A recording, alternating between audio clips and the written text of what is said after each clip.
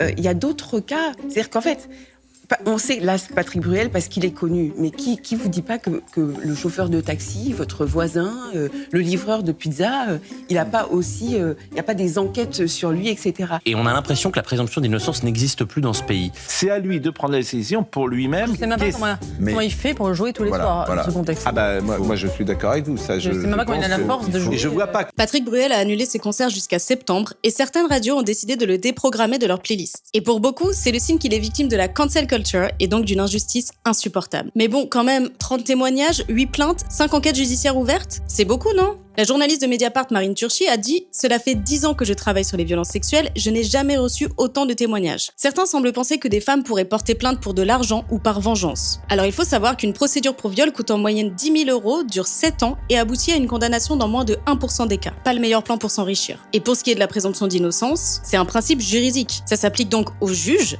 et pas aux organisateurs de festivals, pas aux radios, pas au public. Faut pas la confondre avec une obligation de silence ou de soutien. Et puis surtout, ces mêmes personnes qui défendent la présomption d'innocence de Bruel, ils ne l'ont pas accordée à Rima Hassan après sa garde à vue. Et ils ne se sont pas excusés de l'avoir accusée d'être une toxicomane après les démentis. Donc défendre un artiste 30 fois accusé de violence sexuelle, c'est un choix particulier.